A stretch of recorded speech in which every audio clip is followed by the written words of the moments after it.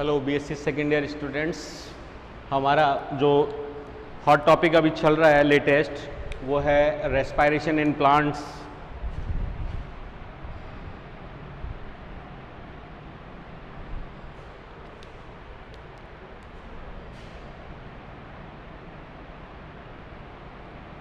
Paper second जो हमारा चल रहा है कंटिन्यूटी में, प्लांट फिजियोलॉजी एंड बायोकेमिस्ट्री।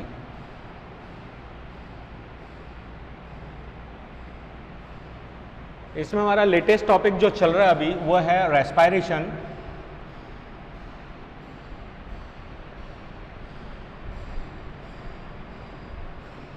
ठीक है, और रेस्पायरेशन में हमने ऑक्सी रेस्पायरेशन जो है, ऑक्सी श्वसन जिसको हम बोलते हैं, वो हमने कंप्लीट कर लिया। और ऑक्सी श्वसन की अगर हम बात करें तो समस्त जो जैविक कोशिकाएं हैं जीवित, उनमें एनर्जी का जो स्रोत है वो ऑक्सी श्वसन ही है। और ऑक्सी श्वसन में इंक्लूड हो रहा है ग्लाइकोलाइसिस, ठीक है, एंड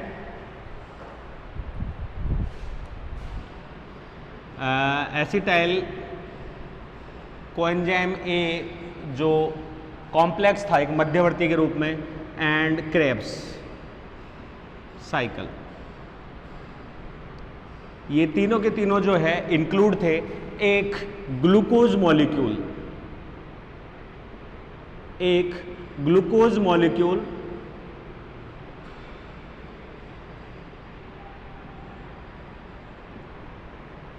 के पूर्ण ऑक्सीकरण में,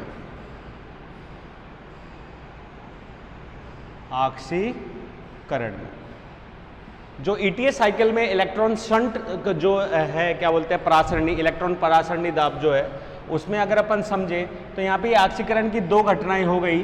फोटोसिंथेसिस में हमने इसको पढ़ा था फोटो, ठीक है, फोटो फॉस्फोरिलीकरण,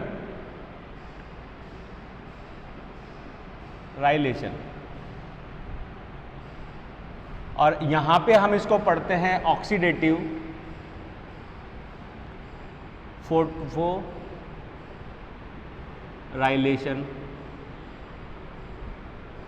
क्लियर है? दोनों घटनाएं सेम ही हैं, दोनों के अंदर इलेक्ट्रॉन्स का ट्रांसपोर्ट, प्रोटॉन्स का ट्रांसपोर्ट, जिससे एटीपी की क्या होती है, फॉर्मेशन होती है और अनेक स्टेप्स में कंप्लीट होती है। यहां अगर अपन बात कर रहे हैं तो हमको कंप्लीट ग्लाइकोलाइसिस, एसिटाइल कोएंजाइम और क्रेब्स साइकिल जो है उसमें अबाउट दैट नई थ्योरम्स के अकॉर्डिंग लगभग 33 एटीपी, एंड अगर पुरानी थ्योरम्स की बात करें तो लगभग 38 एटीपी जो है वो हमें प्रॉफिट होता है। और अगर हम इसकी रेस्पायरेशन यील्ड की बात करें तो लगभग 40-41% जो है वो इन रेस्पिरेटरी जो सबस्ट्रेट्स हैं उनसे हमको क्या मिलती है, यील्ड मिलती है, कार्बोहाइड्रेट से। ग्लूकोज के कंप्लीट पाचन से कंप्लीट संबंध है ये। इसी के रेफरेंस में आज की हमारी जो थ्योरम है वो रेस्पायरेशन मिटा दिया।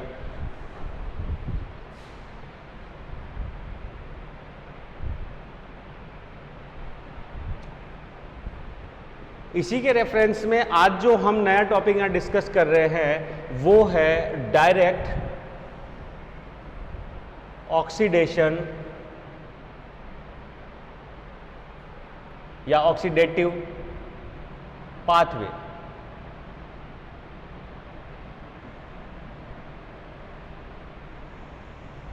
इसको मिटा देते हैं, डायरेक्ट ऑक्सीडेशन पाथवे। ठीक है, ये सारी चीज इसलिए क्योंकि सर्वप्रथम वारबर्ग लगभग 1935 एंड डाइकेंस की बात करें तो 1938 समथिंग में इन्होंने ग्लूकोज के पूर्ण पाचन को एक डायरेक्ट पाथवे के रूप में रिप्रेजेंट किया। उनके अनुसार एक ग्लूकोज मॉलिक्यूल के पाचन में जहां glycolysis, acetyl coenzyme A and Krebs cycle मध्यवर्ती प्लस ये कंप्लीट हो रहा था ईटीएस, तो ईटीएस तो कंप्लीट होगा ही होगा। ठीक है, तो ईटीएस, तो ऐसे में अगर हम इन तीनों साइकिल्स और ईटीएस को काउंट करें तो यहाँ पे बहुत बड़ा एक तरीके से चेन रेस्पिरेटरी एंजाइम्स, कोफैक्टर्स, सारे के सारे इसमें काम आ रहे हैं, ठीक है। तब हमको मिलती है लगभग 38 एटीपी एनर्जी। ऐसे में अगर ग्लूकोज का पाचन जो है वो किसी दूसरे पाथवे से हो जाए डायरेक्ट, जिसमें इन साइकिल्स की जरूरत नहीं पड़े, और ग्लूकोज के पूर्ण पाचन में लगभग 36 एटीपी जो है वो हमें क्या होता है, प्राप्त होती है, और एक एटीपी जो है वो खर्च होती है। तो ऐसे में अगर एक एटीपी खर्च होती है तो लगभग 35 एटीपी जो है वो क्या होती है, हमें प्रॉफिट के रूप में प्राप्त होती है। तो एक तरीके से ये ऑक्सीडेटिव जो है हमारा फोटोफॉस्फोराइलेशन उसी के इक्विवेलेंट हुआ, ठीक है। एनर्जी भी सेम ही मिल रही है, 35 एटीपी, 38 एटीपी। तो ऐसे में इसको उन्होंने डायरेक्ट ऑक्सीडाइजेशन पाथवे कहा। इस पाथवे को लगभग बाद में, लगभग 1954 के आसपास जो थे साइंटिस्ट रैकर,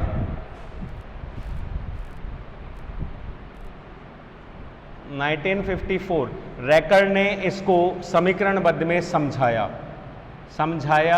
या इसका एक तरीके से इसके पक्ष में अपने नतीजे या परिणाम जो थे वो दिए। हुआ कैसे ये,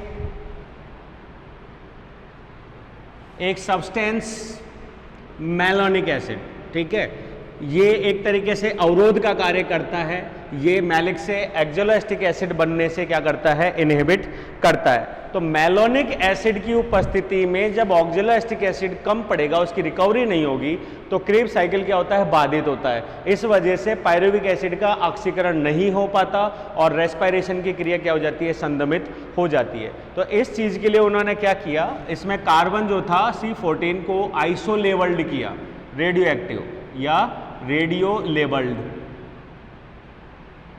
ठीक है, और उससे प्रेरित मैलोनिक एसिड द्वारा इस चीज का ज्ञात किया कि क्रेब्स साइकिल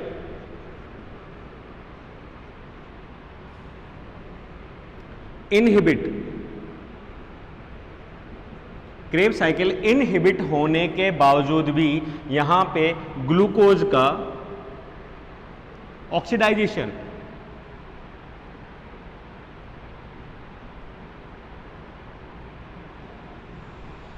कंप्लीट, ठीक है, ऑक्सीडेशन कंप्लीट हो रहा है और एनर्जी भी प्रोड्यूस हो रही है जो कि इक्विवेलेंट है एरोबिक रेस्पिरेशन के। तो इसीलिए इसको मान्यता प्राप्त की गई। और यहाँ अगर अपन इसके नाम की सुझाएं तो हम इसे कह सकते हैं डायरेक्ट ऑक्सीडेशन पाथवे, हम नाम दे सकते हैं Warburg डाइकिन्स pathway,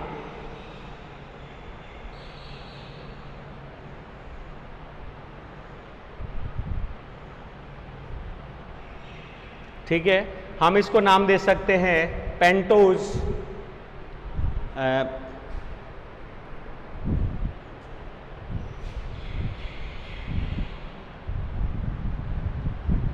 phosphate pathway.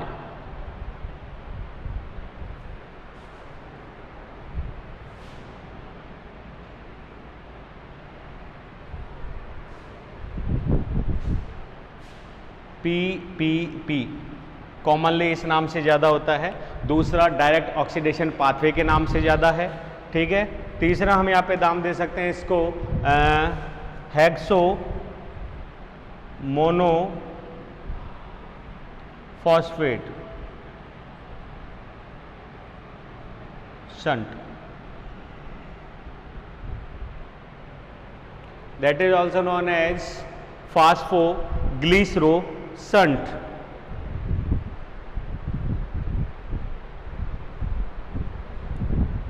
Phosphoglyconate.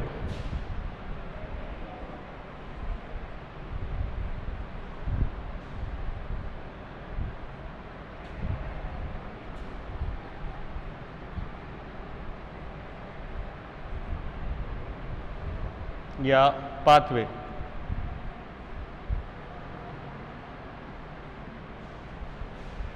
हम इसे ऑक्सीडेटिव पेंटोज पाथवे के नाम से भी जानते हैं।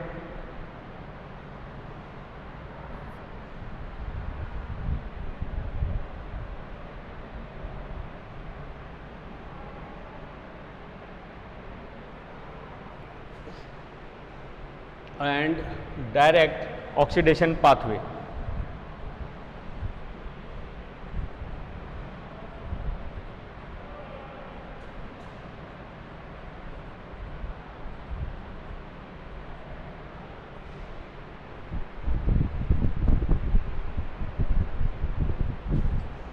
ठीक है, तो हम इस साइकिल को इन नामों से जान सकते हैं। ये नाम हम दोबारा रिपीट करेंगे पूरी साइकिल को समझने के बाद।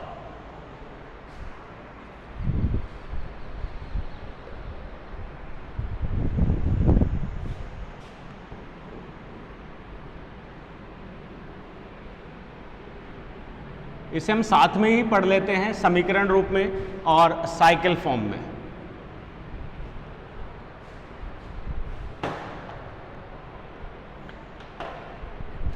HMP जो क्रिया है या PPP की हम बात करें तो ये प्रारंभ होती है ग्लूकोज के 6 मॉलिक्यूल से, और ये ग्लूकोज के 6 मॉलिक्यूल जो हैं वो हेक्सोकाइनेज एंजाइम की उपस्थिति में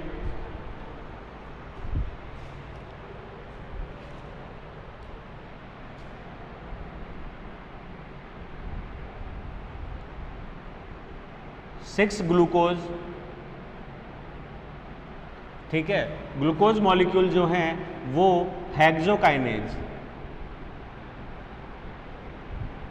एंजाइम की उपस्थिति में क्या करेंगे, एक ATP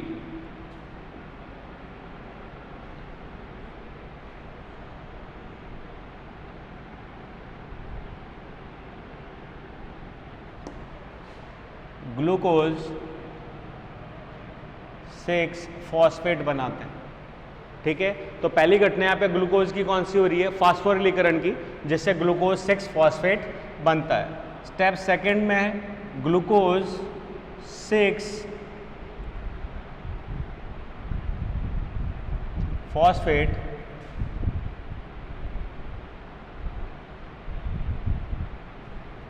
डीहाइड्रोजनेज एंजाइम की उपस्थिति में, तो यहाँ पे एक वाटर मॉलिक्यूल ऐड होगा,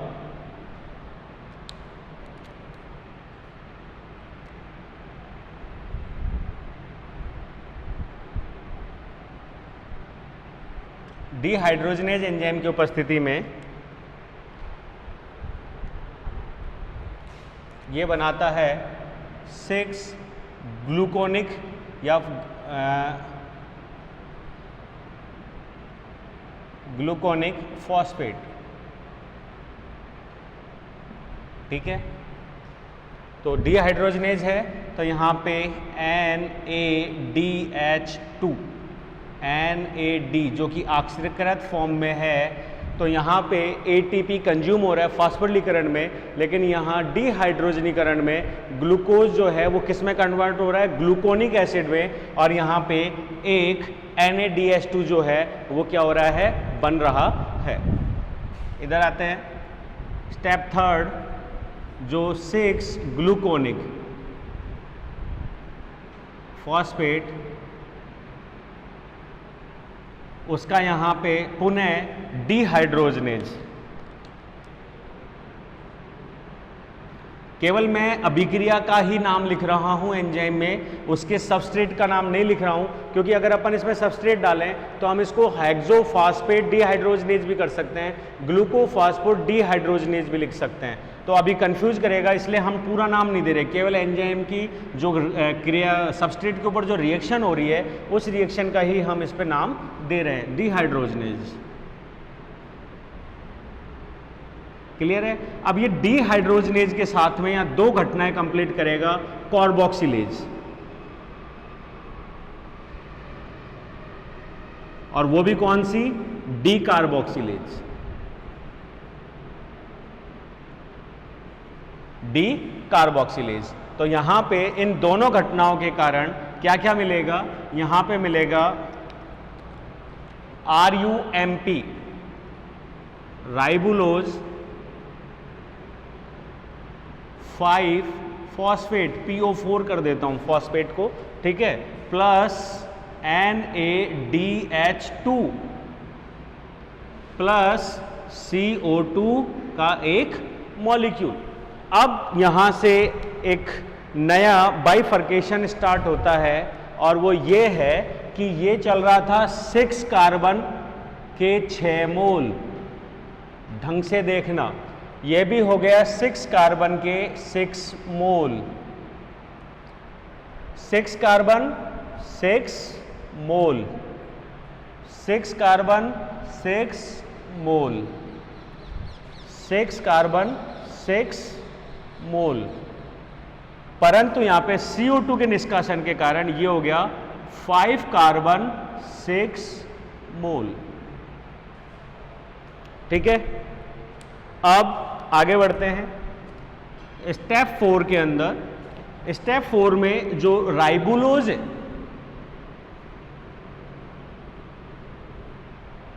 क्या ये दिख रहा है?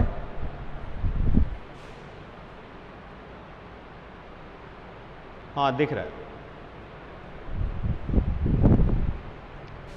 स्टेप 5 में राइबोलोज, RIBULOS, राइबोलोज 5 फॉस्फेट, शॉर्ट में फॉस्फेट को PO4 लिख देता हूं। ठीक है, तो राइबोलोज 5 फॉस्फेट जिसके मोल्स हैं यहां पे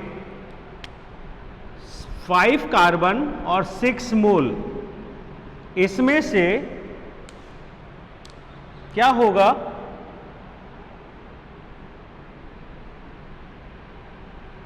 2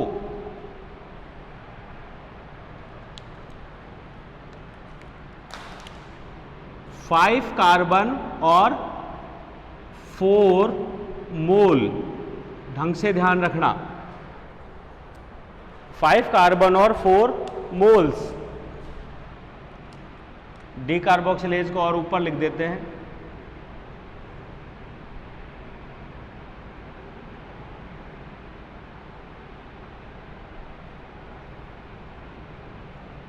ठीक है, ये बनाते हैं जायुलोज, जायुलोज 5 फॉस्फेट, जायुलोज 5 फॉस्फेट। ठीक है, और यहां पे जो एंजाइम काम में आ रहा है वो आ रहा है एपीमरेज, एपीमरेज। ठीक है, और दूसरा आइसोमरेज, वो इसको आइसोमर फॉर्म में चेंज कर देगा और वो आइसोमर है राइबोलोज की जगह राइबोज, RIBOS, राइबोज 5 फॉस्फेट। और यहां ध्यान देना, ये जो राइबोज है ये भी कार्बन तो 5 है, लेकिन यहां मोल कितने प्रयुक्त हुए? 2। ढंग से देख लीजिए, 6 मोल में से 2 चेंज हो गए जायुलोज में और इसमें से 2 चेंज हो गए राइबोज में। अब हम पहले बात कर लेते हैं किसकी? जायुलोज की। जायुलोज के मॉलिक्यूल्स कितने हमारे पास में? 4।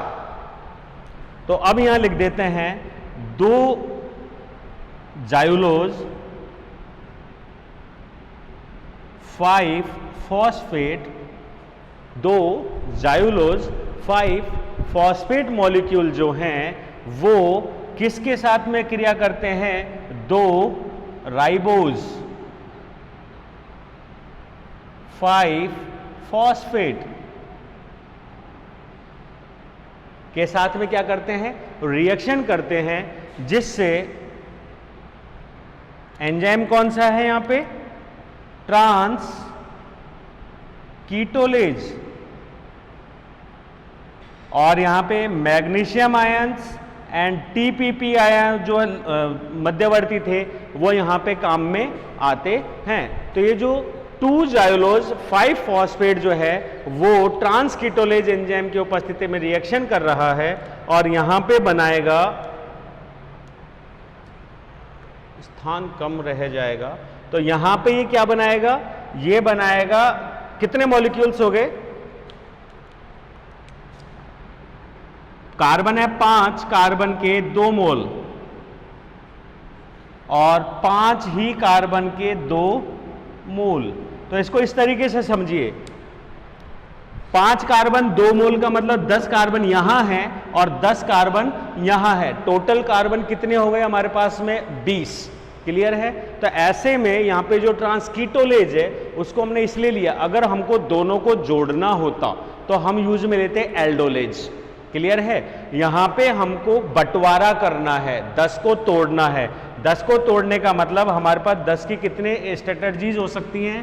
5 + 5, 6 + 4, 3 + 7, 2 + 8 और 1 + 9। हम इसको इतने तरीके से तोड़ सकते हैं, लेकिन हम बात कर रहे हैं कार्बोहाइड्रेट की, और कार्बोहाइड्रेट की जो पॉलीसेकेराइड चेन्स हैं उसमें मिनिमम 3 कार्बन और मैक्सिमम 6 कार्बन ही होते हैं। तो हमारा यहाँ पे जो कैलकुलेशन है वो 6 और 4 का बैठता है। क्लियर है? लेकिन यहाँ पे 6 और 4 की जगह ये इसको ब्रेक करता है 7 और 3 में। तो 7 और 3 में किस किस में ये यहाँ पे ब्रेक करेगा? एक तो यही कर देते हैं, ये 2 चीजें बनाएगा। एक बनाएगा सूडो, PSEUDO, सूडो हेप्टुलोज 7-फॉस्फेट, 7-फॉस्फेट, सूडो हेप्टुलोज 7-फॉस्फेट। और वहीं इसने दूसरा उत्पाद क्या बनाया? इसने बनाया फास्फो ग्लिसरल्डिहाइड,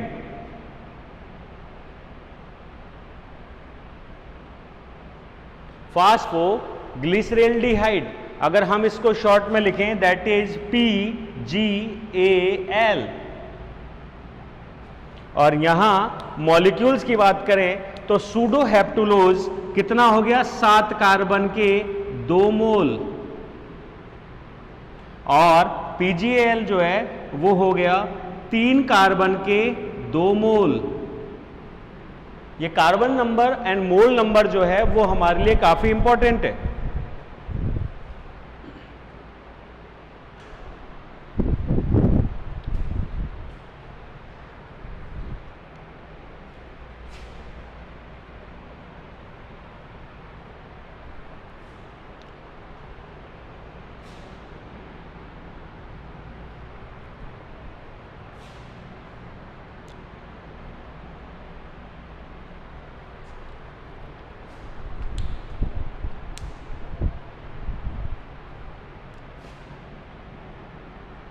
ठीक है? अब हमारे पास में क्या क्या बच रहा है? हमारे पास अभी भी 2 मोल तो किसके बच रहे हैं? इसको यहां की जगह यहां लिख देते हैं, 5 कार्बन 4 मॉलिक्यूल, और ये हो गया 5 कार्बन 4 मॉलिक्यूल। इस 4 में से 2 चले गए किसके साथ में? राइबोज के साथ। तो राइबोज कंप्लीट है, जाइलोज के 2 कंप्लीट हैं। अभी भी हमारे पास क्या बच रहे हैं? जाइलोज के 2 मॉलिक्यूल्स बच रहे हैं।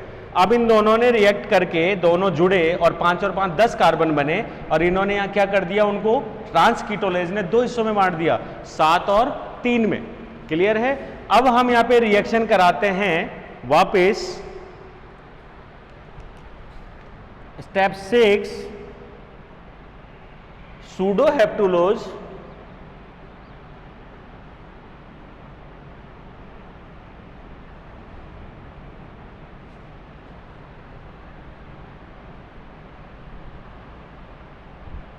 सेवन फॉस्फेट प्लस PGAL,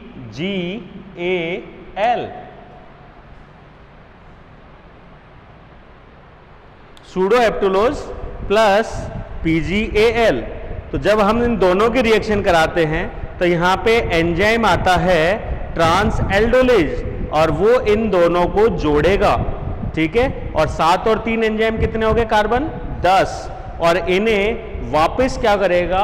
2 हिस्सों में तोड़ेगा, जो हमने यहां पे गिने थे 6 + 4 में।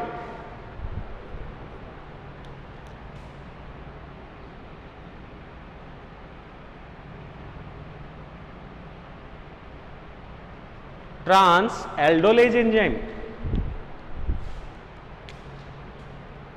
कितना हो गया ये तो था 7 कार्बन, जो कि एक आभासीय संरचना थी, इसीलिए हम इसको सूडो लिख रहे हैं, क्योंकि कार्बोहाइड्रेट चेन 6 कार्बन से ज्यादा बड़ी नहीं हो सकती, ये एक अस्थायी उत्पाद है। तो ऐसे में 7 कार्बन 2 मोल थे, ये थे 3 कार्बन 2 मोल। तो ये जो ट्रांस एल्डोलेज एंजाइम है ये इसे 2 भागों में बांटेगा। कौन कौन से? पहला ये बांटेगा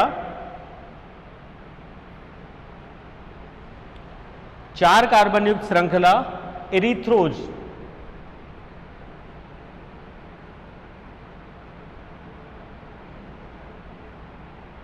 एरिथ्रोज 4 फॉस्फेट, एरिथ्रोज 4 फॉस्फेट। और दूसरा जो ये यहां पे बांटेगा वो है फ्रक्टोज 6 फॉस्फेट। तो 10 के आधे आधे करें तो 6 और 4, तो ये हो गया 4 कार्बन 2 मोल,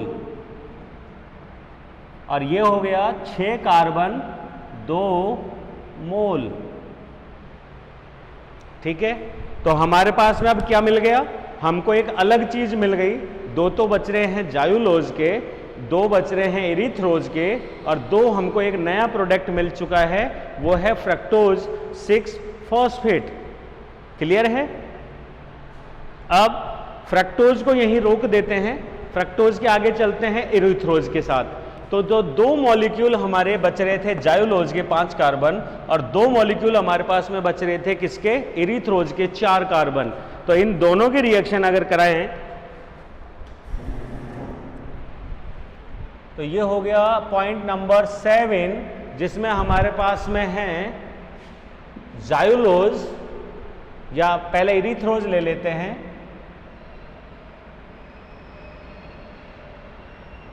एरिथ्रोज 4 फॉस्फेट, जो कि एक्चुअली में है 4 कार्बन 2 मॉलिक्यूल संरचना,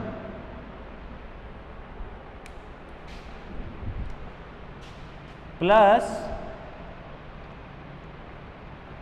किससे रिएक्शन कराएंगे? जायुलोज से,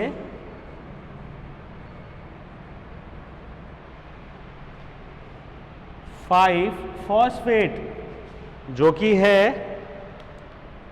5 कार्बन 2 मोल, 5 कार्बन 2 मोल संरचना। जब हम इसकी रिएक्शन कराएंगे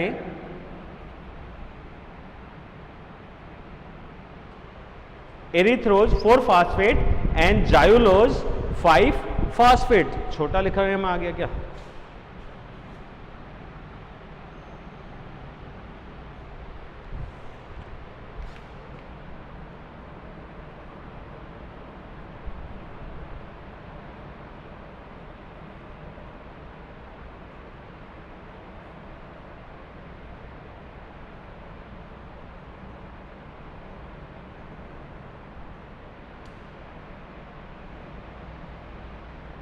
ठीक है, जायुलोज 5 फॉस्फेट।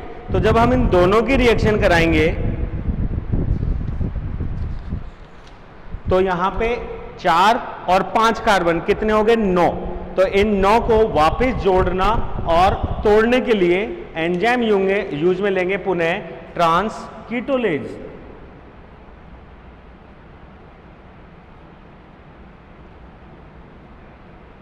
और ये जो ट्रांस कीटोलेज एंजाइम है, नीचे लिख देते हैं,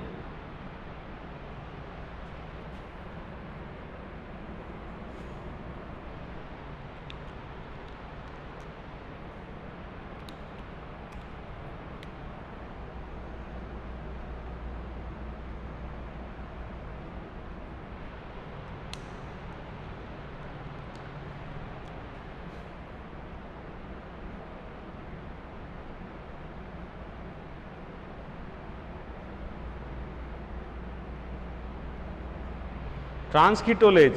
तो यहां ये एंजाइम जो है ये वापस 2 हिस्सों में बांटेगा। एक तो बनाएगा 2 मॉलिक्यूल PgAl के, क्योंकि यहां पे कितने हैं?